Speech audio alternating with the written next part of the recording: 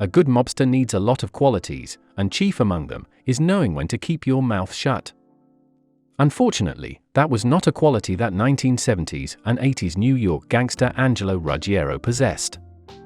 By all accounts, this Gambino crime family member liked to talk. While most people in organized crime might take a moment to make sure they weren't being recorded, before discussing the details of a heroin operation, for example, Ruggiero had no hesitations. And like many mobsters, he especially liked to gripe about his boss, which can often be just as dangerous in his line of work.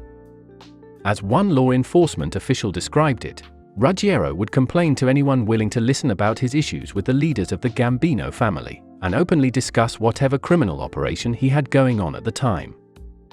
He eventually got the nickname Quack Quack for his tendency to talk endlessly, and for the trouble with his feet that left him with a duck-like stride.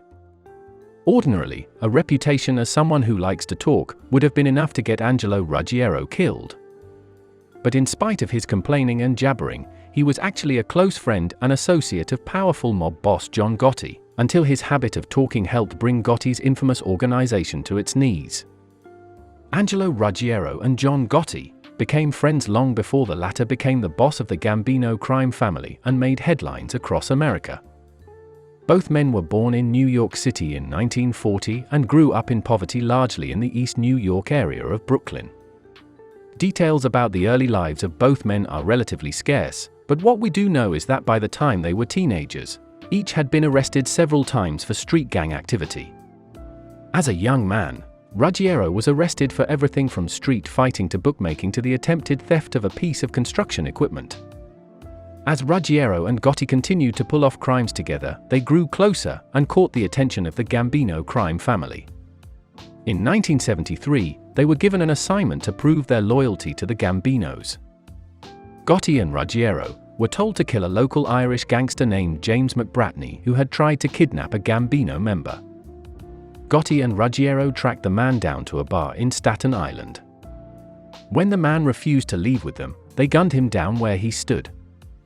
The two then fled the scene but were eventually caught by authorities and convicted of manslaughter. After an inexplicably short term of just a few years in prison, Angelo Ruggiero and John Gotti were released on parole in 1977, and officially inducted into the Gambino family soon after. However, although Angelo Ruggiero and John Gotti were now made men, there was trouble ahead. The new leader of the Gambino family, Paul Castellano, made it clear that he didn't want his men dealing in drugs. This was bad news for Gotti and Ruggiero, who were already heavily involved in trafficking heroin by the early 1980s.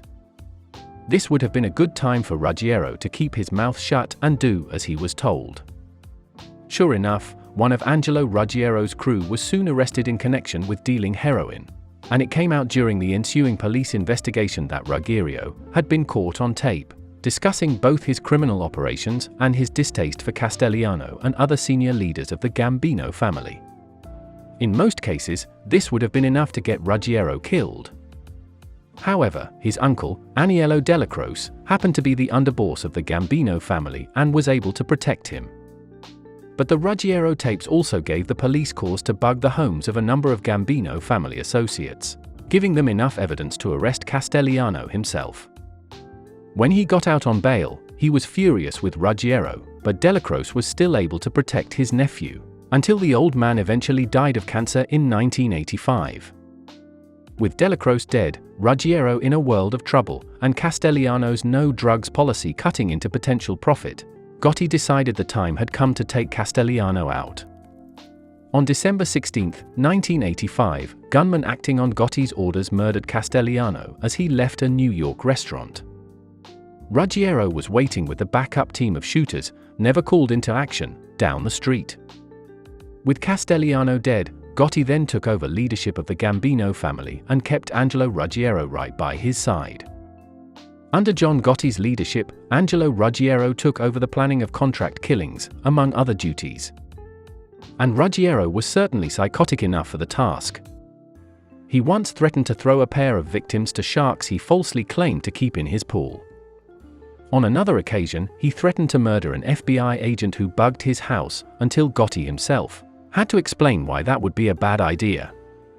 But Ruggiero wasn't one for planning. It was a fault that would become obvious in 1986 when he tried to arrange the murder of Anthony Casso, a soldier in the rival Lucchese crime family and was widely known as a dangerous killer with hundreds of murders to his name. When Ruggiero heard that Casso had called him an idiot, he sent an assassin to kill him. Casso caught wind of the scheme and abducted the hitman. He then spent hours torturing the assassin before killing him. It was meant to serve as a warning to Ruggiero. Perhaps it did, but it also sparked a long-running rivalry between the two men. And it wasn't the last time that Ruggiero's temper would get him into trouble. Angelo Ruggiero didn't just have a hot temper, he had a habit of being a bad manager. Other members of the Gambino family frequently complained to Gotti that Ruggiero was running their rackets into the ground. But even though Ruggiero's temper would even cause him to insult his friend Gotti behind his back, Gotti refused to replace his longtime associate.